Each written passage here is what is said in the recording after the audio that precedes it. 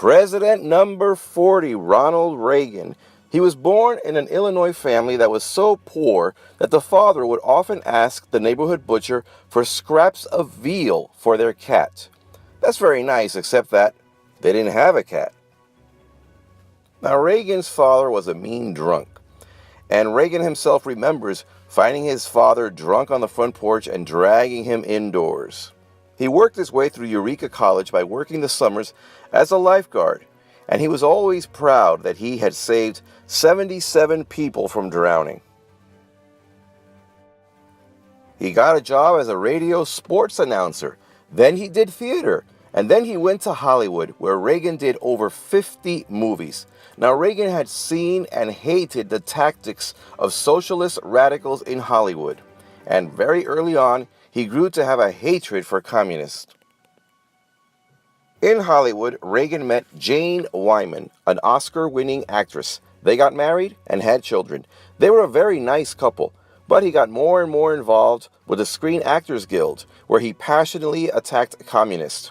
So much so that they didn't see eye to eye, and Jane Wyman eventually asked for a divorce. And to this day, Reagan is the only divorced president. Now, Reagan was very depressed after his divorce, but soon he met Nancy Davis, who he married, and they had 2 children. Now, one of his children, Ron Jr., would often talk about how his father told others that he was proud of him, but couldn't bring himself to say it. Now, his daughter, Patty, went further by protesting her father's political positions and even posing in Playboy magazine while he was in the White House. Dysfunctional, to say the least. Now, Reagan used to be a Democrat, but he switched to the Republican Party. Then he got a job on television as a TV host. And afterwards, he ran for governor of California. Now, remember, this is during the Vietnam War. Reagan won, and he made it a point to stop student demonstrations, especially at Berkeley College. One day, this escalated into a confrontation, and it resulted in a clash where police came in, 1 student was killed, and 1 was permanently blinded. 50 were injured. It was called Bloody Thursday. And for 2 weeks afterwards, the National Guard occupied the city. Then in 1972, Reagan ran for the nomination of the Republican Party for president, but he lost. But he ran again in 1976, and this time he won by a landslide. Now, Reagan believed in small government, which means less taxes, so he cut taxes across the board, especially for the rich. This was called Trickle-Down Economics, where the rich, in theory, invest their saved money to expand their businesses and hire more people. But in the process, he also cut a lot of programs that he considered wasteful. Now, many consider that there were too many mentally challenged people in institutions that didn't need to be there, so many of them were cut loose. Unfortunately, even if they didn't have to be institutionalized, a lot of them did need some help, and many ended up on the streets. The number of homeless went up. The Senate Majority Leader, Democrat Tip O'Neill, tried to persuade Reagan not to push for these cuts. But then, just a few months after becoming president, Reagan was shot by a disturbed assassin. One of his bodyguards and his press secretary were also wounded. Reagan was rushed to a hospital where a bullet was removed from his lung, just an inch from his heart. He was extremely lucky. Many don't realize that Reagan could very easily have died that day. However, his press secretary, James Brady, took a bullet to the head, which left his speech slurred and his inability to walk. Brady later pushed for what we call the Brady Bill. It mandated a waiting period before purchasing a gun. Ironically, Reagan, despite being shot, was against gun control. It would be Clinton who would sign the Brady Bill many years later. Now, after being shot, Reagan became very popular, so much so that Congress was willing to pass anything he presented. So, the cut taxes and the cut programs went through. Now, Reagan's would-be assassin was John Hinckley, who had been stalking a 19-year-old actress named Jodie Foster for over a year. She had reported him, and Hinckley was inspired by the movie Taxi Driver. He decided to show his love for Jodie Foster by shooting the president. He was declared not guilty for reasons of insanity and placed into a mental institution. Now, the air traffic controllers went on a nationwide strike. Reagan told them to go back to work or they would lose their jobs. Well, they didn't go back to work and they were all fired. To bring down the deficit, Reagan cut budgets, such as that of Housing Plan 8. He also cut food stamps and froze the minimum wage, where it remained frozen for 12 years. However, he raised military spending drastically in his efforts to outspend and thereby win the Cold War against the Soviet Union. The American people were nervous that Reagan did not negotiate an arms deal with the Soviet Union for years. He called them the evil empire. He said that communism wanted to be seen in the ash heap of history. And he got an ally in the Prime Minister of England, Margaret Thatcher. And when the Soviets shot down a Korean airliner that had crossed its airspace, it was kind of confirming that Reagan was right. And then when Pope John Paul II was shot in Vatican Square, there was a rumor that the Soviets had backed those radicals. Though many protested Reagan's cutting of social programs while building up the military, he was about to invest even more money. He had an idea, the Strategic Defense Initiative. It was a satellite system that if a nuclear missile was fired at the United States, a laser from space would zap that missile and destroy it. Well, the Soviets were panicking and they protested. Nevertheless, they tried to keep up with the United States and their economy was very near collapsing. But then, suddenly, the Soviet leader Brezhnev died, so Reagan sent Vice President George Bush to the funeral. Then, the new Soviet leader Andropov died, so Reagan sent Vice President George Bush to the funeral. Believe it or not, less than a year later, the new Soviet leader Chernenko died, so Reagan sent Vice President George Bush to the funeral. Finally, a relatively new Soviet leader came to power, Mikhail Gorbachev, and he would enter history in a very big way.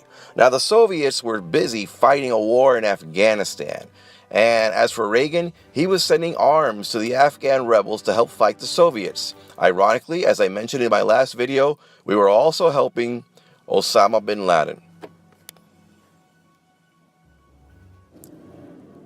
Reagan supplied the government of El Salvador with military weapons and money to help fight communist rebels. He also helped the rebels in Nicaragua to fight the left-wing government there. These rebels were called the Contras. Now, Congress eventually cut off funding for the Contras. So Reagan asked the CIA to see if they could do something covertly. This would haunt him some years later. Now, the United States and France were on a peacekeeping mission in Lebanon. But then in Beirut, when 2 truckloads of explosives were driven into a military compound by suicide terrorists, the explosion killed 241 Americans and 58 French troops. The U.S. and France did order an airstrike, but soon afterwards, we left Lebanon. Soon afterwards, the U.S. sent troops to protect American students on the tiny island of Grenada when Cuban invaders had come in. Now, this war lasted less than 2 weeks and was very successful.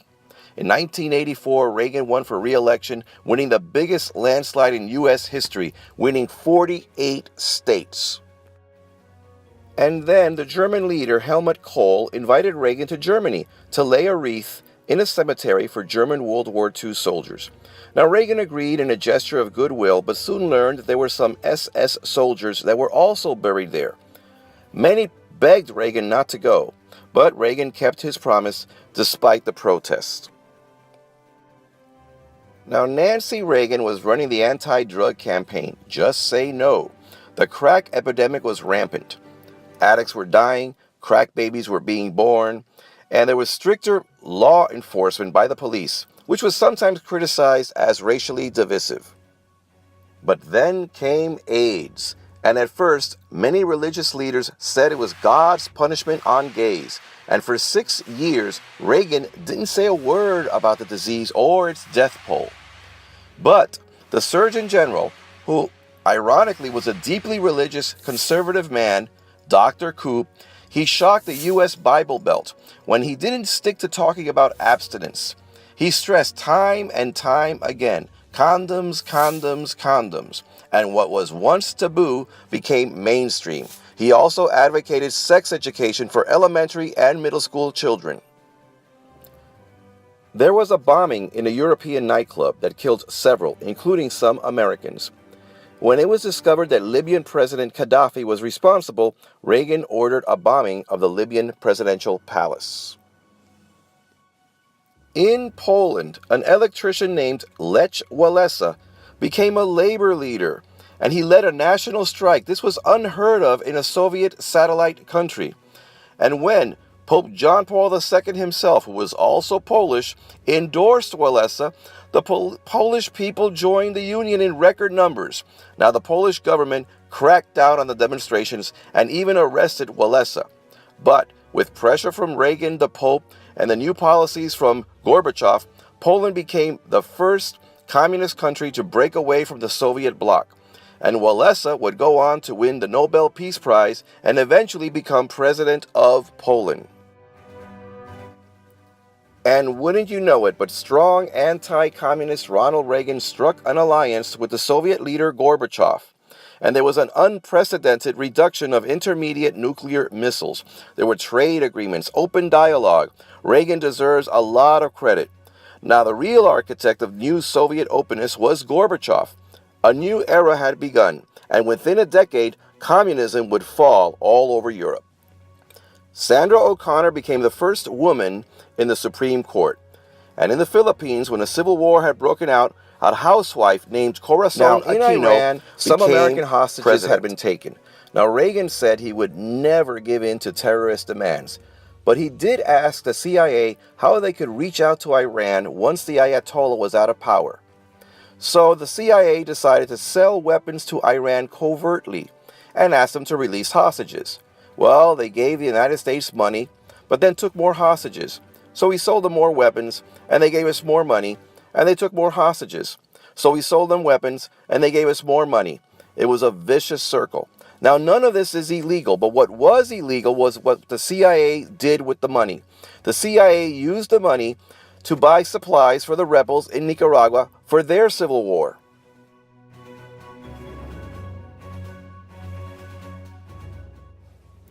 This whole operation was run by Lieutenant Colonel Oliver North. Now, if you follow this chart, you can see how Iran would send money to the United States for those weapons, and the U.S. would take the money and send it to Nicaragua. And you can see how Israel served as a go-between, ironically, because Israel is dead enemies with Iran. Well, the scandal broke. Lieutenant Colonel had to come before Congress and speak. It became known as the Iran-Contra Affairs. And then afterwards, the National Security Advisor, John Poindexter, took the stand. And he said that the whole thing was his idea. Well, even though Ronald Reagan had to stand before Congress and speak, he was off the hook. But he also seemed a little befuddled, a little out of it. And, people started saying, well, is he incompetent? Nevertheless, John Poindexter and Lieutenant Colonel Oliver North were convicted. They were later pardoned by George Bush. So Reagan ended his second term on a bit of a sour note. Now, during these years, a young boxer named Sugar Ray Leonard managed to beat the fighting legends Marvin Hagler and Roberto Duran. Then, the space shuttle, the Challenger, blew up and killed the entire crew.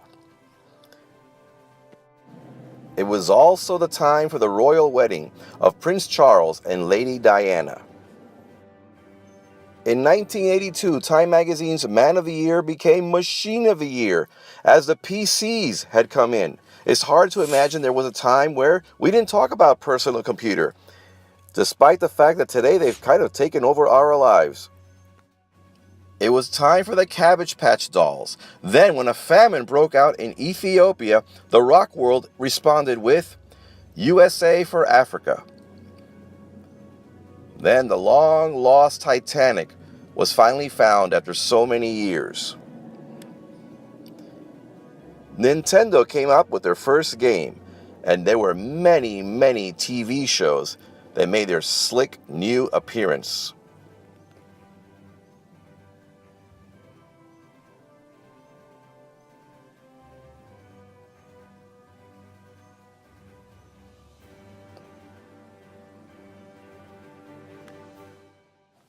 Also, dozens of blockbuster films came out in the 1980s, some of them very iconic, which introduced many series.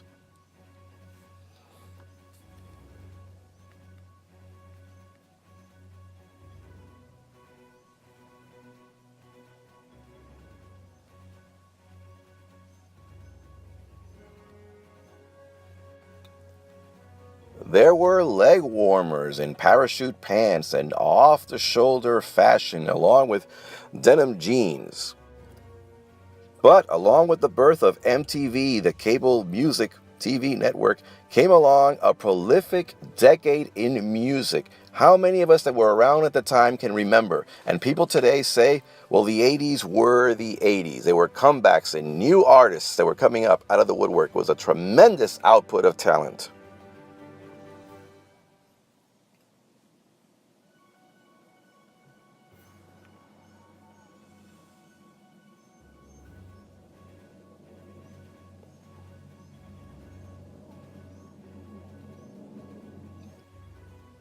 As for Reagan, his record is mixed in some ways.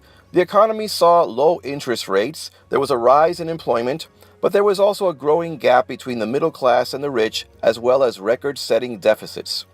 He did improve American prestige abroad and helped broker the end of the Cold War. He became the icon of Republican conservatism. Sadly, Reagan came down with Alzheimer's. He spent his last decade away from the public eye, not remembering being president or the difference that he had made. He died in 2004. He was 93. This is Cool Talk.